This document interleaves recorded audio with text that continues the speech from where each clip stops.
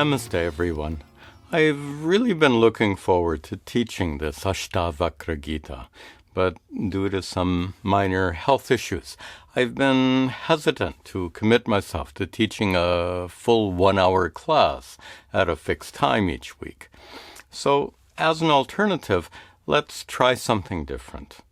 As regularly as possible, I'll record a shortened class and then post it here on YouTube. Hopefully I can post several short classes each week.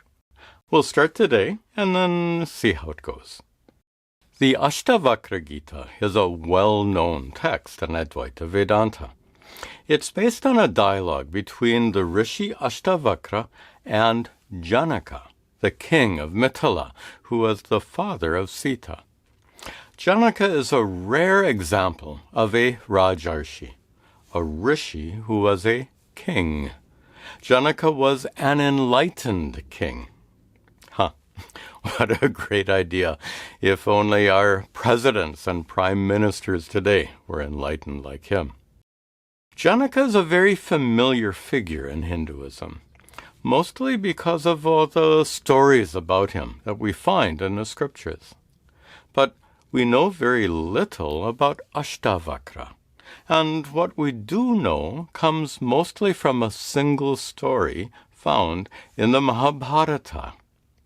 Once, when the Pandavas were living in the forest after they were exiled from the kingdom, they were visited by the Rishi Lomasha. Among other things, Rishi Lomasha told them this amazing story about Ashtavakra. While Ashtavakra was still in his mother's womb, he happened to hear his father, Kahola, make a mistake while he was chanting sacred mantras from the holy Vedas. Ashtavakra somehow cried out from the womb to correct his father. Unfortunately, Kahola got really embarrassed and angry at his unborn son for being so disrespectful. As a result, Kahola cursed his son to be born with 8 physical deformities. Ashta, 8, vakra, bend. Lomasha's story fills several chapters in the Mahabharata. It includes lots of details, like most stories found there. But instead of discussing all those details, let's stop here to make some important observations. First of all the stories in the Mahabharata and other scriptures are not necessarily factual accounts of historical events exactly as they occurred. It's really important to keep in mind that the scriptures are not at all like modern history books. They are not scholarly works that have been thoroughly researched and cross-referenced. The main purpose of the scriptures is to teach us religious and spiritual principles, not to tell us about thousands of historical details.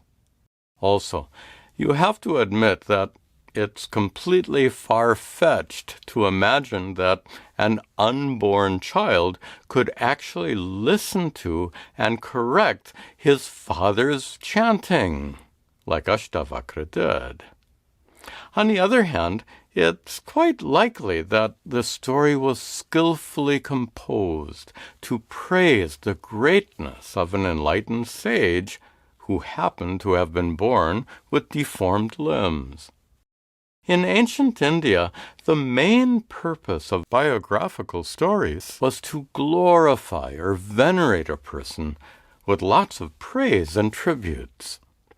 The job of biographers back then was to create amazing accounts of miraculous events and superhuman powers, because that's what Indian culture expected of them.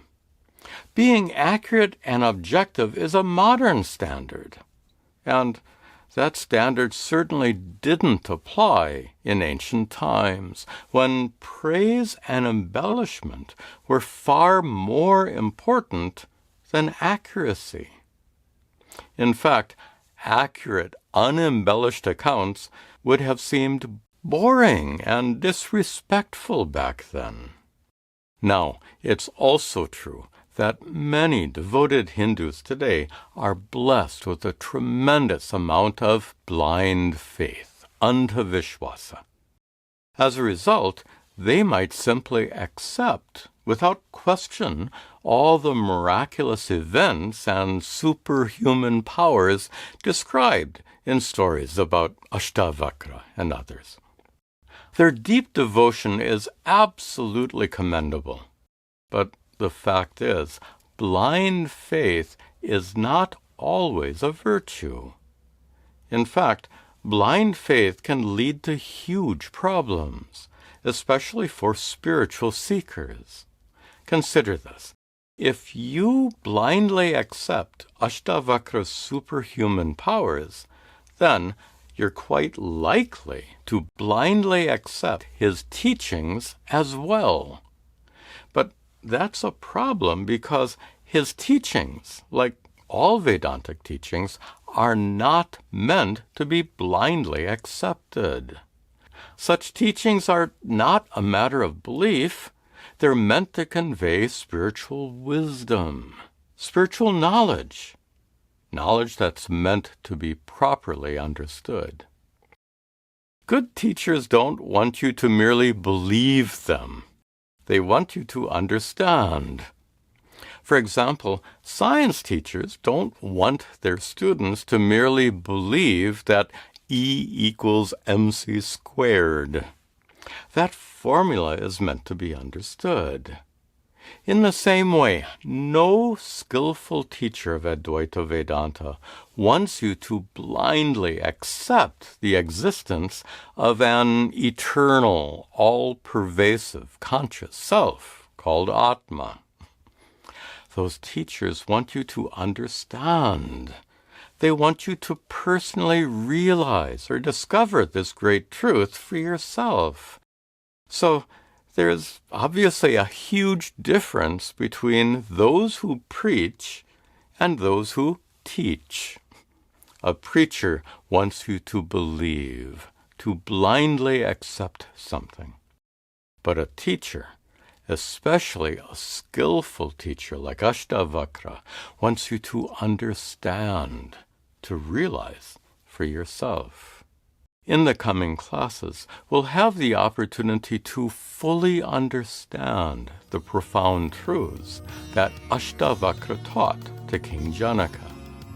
In the next class, we'll continue with this introduction.